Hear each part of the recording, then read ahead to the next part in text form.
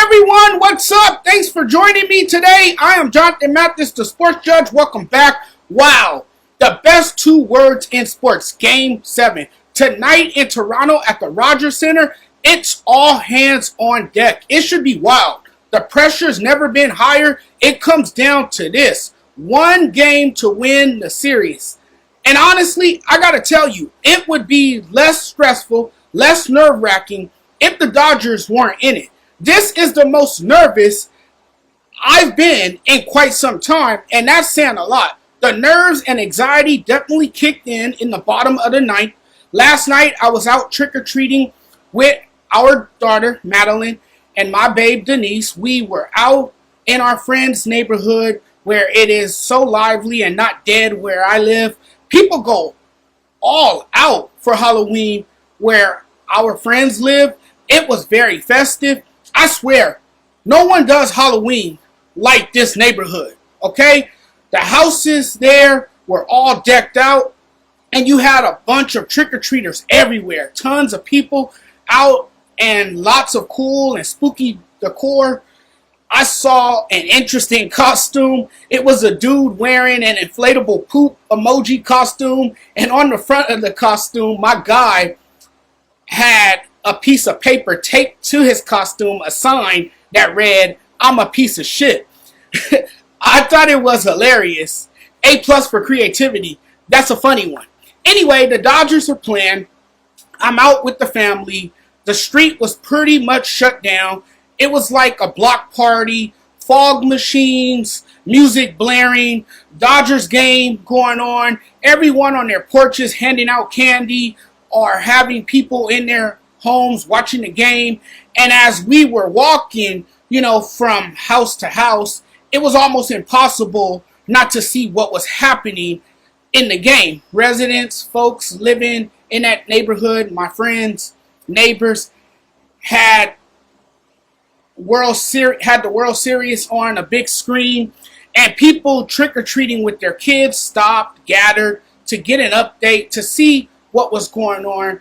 You guys know how I am when it comes to sports. Of course, I was glancing at the big screen. That ninth inning, man, it was stressful for sure, scary for sure, but it was an incredible game. It's a game for sure that could have gone either way. If that ball doesn't get stuck, the game possibly ends totally different. What a strange inning of baseball. I'll say more terrifying than anything. We lose that game and the season is over. That ball getting stuck might have saved our season. That first pitch pop-up saved our season. That double play by Kike Hernandez saved our season. And thankfully, George Springer, who was waiting on deck, not letting him get a chance to come up was huge. We can breathe. Breathe in. Breathe through. Breathe deep. And breathe out. We can strongly exhale a collective sigh of relief. Oh man, a huge sigh of relief. You can enjoy this one. There is another game today.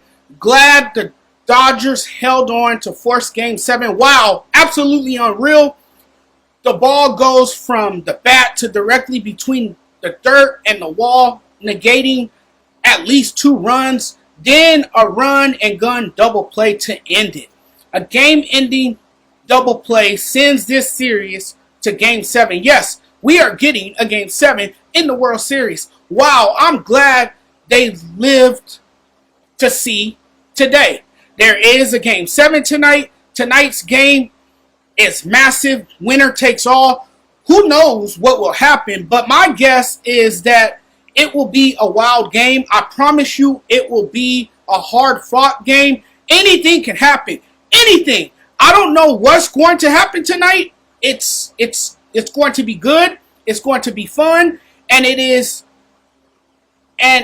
going to be wild and electric in Toronto. It is on in Toronto, but I have a feeling that this Dodgers team will put up a good fight. Hopefully they can pull it off. It should be a good game.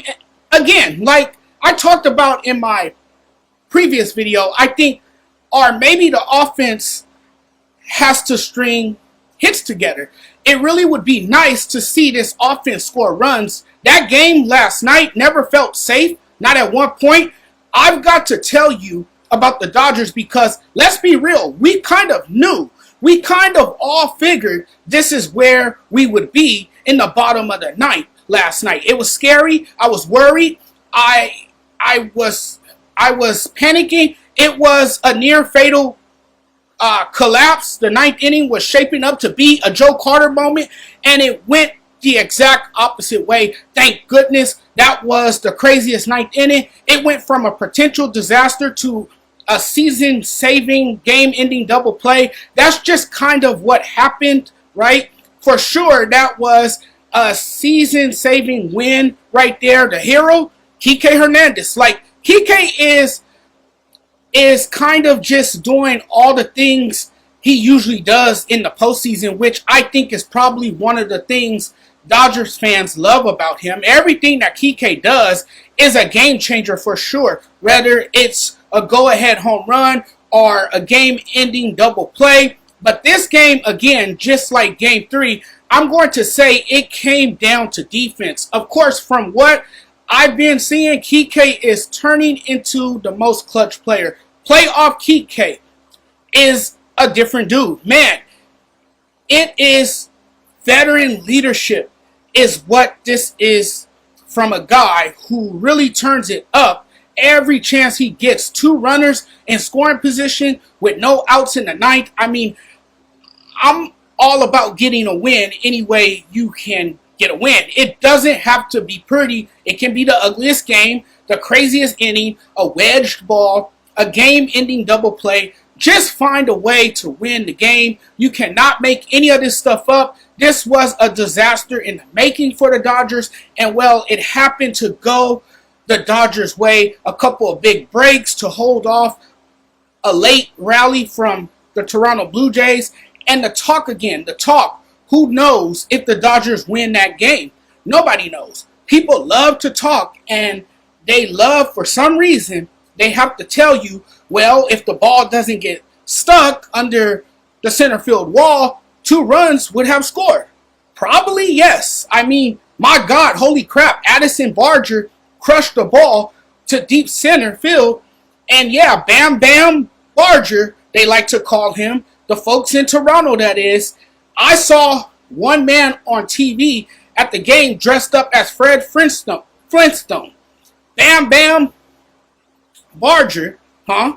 I mean, that's what y'all call him.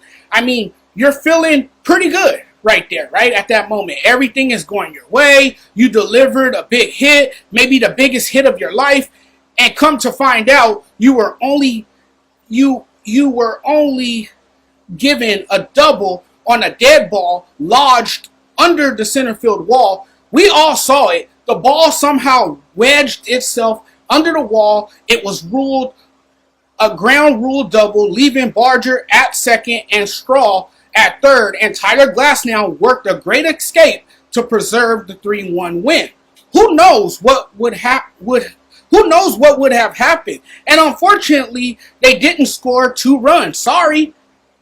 They're like, well, the wedge ball changed the entire course of the World Series. I mean, you can cry over the wedge ball. It's clearly a rule the league has outlined already. And even if Justin Dean, credit to him, by the way, even if he never raised his hands, it would have been handled the exact same way. Something not enough people are talking about on that play is Justin Dean looks back and sees Kike putting his hands up. Again, Kike saves the World Series for the Dodgers. 2 super plays, the stuck ball in center field, and the catch and throw to second base in the bottom of the ninth inning. He's been in these big moments many times. He's always ready for the ball to come his way, and he wins games with his head and glove.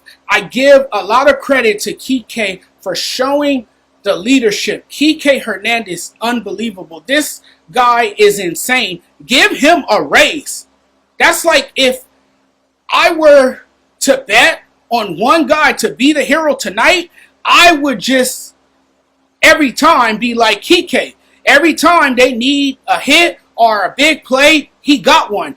That was such like a crazy long night that it felt like if the Dodgers lost, what a heartbreaker that would have been. Baseball is such a game that's tough to deliver under pressure, but for Kike, he actually performs better under pressure.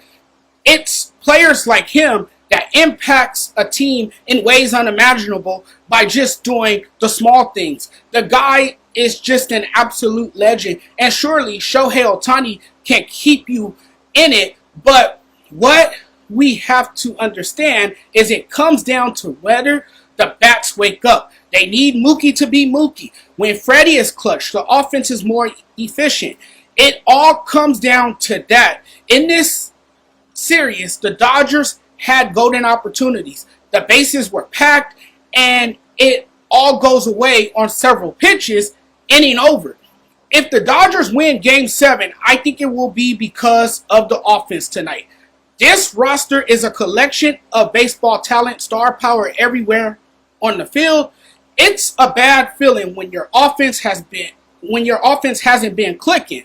I think I've calmed down, but in order to beat the Toronto Blue Jays, they need to score runs. We don't want what happened last night to happen again tonight.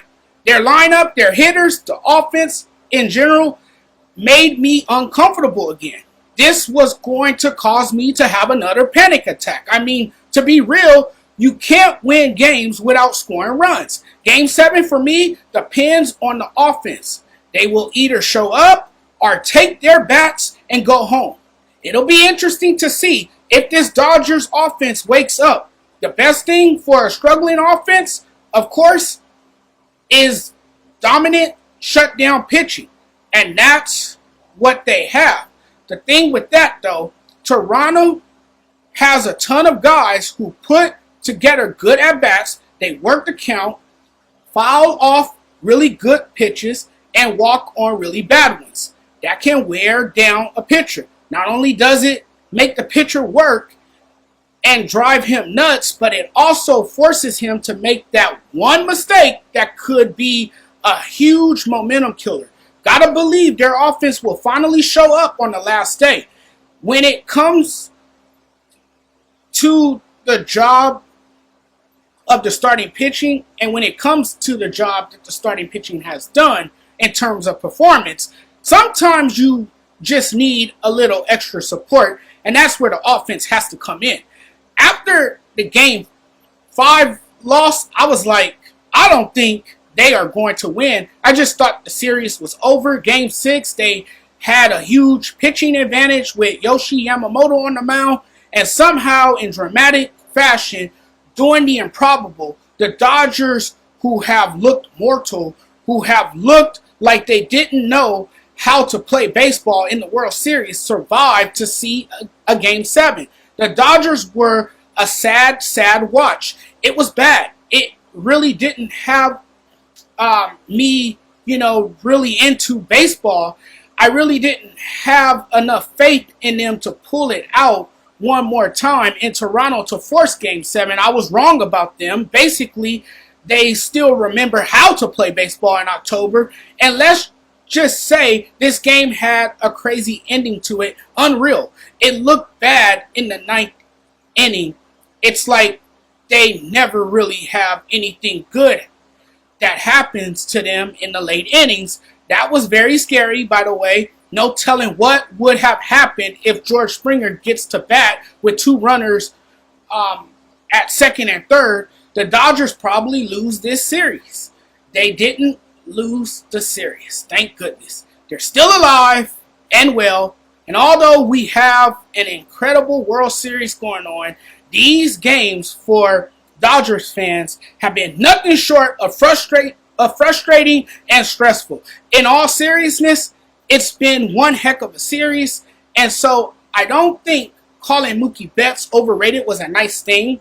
That's me speaking out of emotion, and so I don't think he's overrated, but the most depressing part was that he was slumping when they needed him to come through, he would strike out, hit into double plays, fly out with runners in scoring position. I think it was like, okay, you're not getting any production from Mookie. I've never seen him look as bad as he's looked this season. That's how horrific it got. But when you produce, especially in an elimination game like last night, all or nothing, everything else goes out the door. All of it. It's now about what you've done in Game 6 to get us to Game 7. And now everybody loves you again. Oh my God, Mookie Betts finally earned his money. First time he's shown up all World Series. 2 massive runs batted in, 2 RBIs. Good for him. Hopefully he rediscovered himself and does that tonight in Game 7 because he's a huge part of this offense. And this offense really needs to wake up because they're facing a really good Toronto team. Toronto, it's a really deep lineup. That's kind of what makes them dangerous. You know, in an ideal world, though, Shohei Ohtani pitches a complete game shutout and hit the game-winning home run in the 9th to win Game 7. Clayton Kershaw retires a champion. Yoshi Yamamoto wins the World Series MVP. Dave Roberts becomes a 3-time champion. That would be every Dodgers fan's dream tonight. Win the championship, damn it. That's all you got to do tonight. They are built for this moment. Let's go out there and get it done tonight in Game 7. This is what we live for. This is what we dream of. And this is what legends are made of. Let's go, baby. Let's go. All right, guys, take care. Enjoy the game tonight. Talk to you guys again very soon.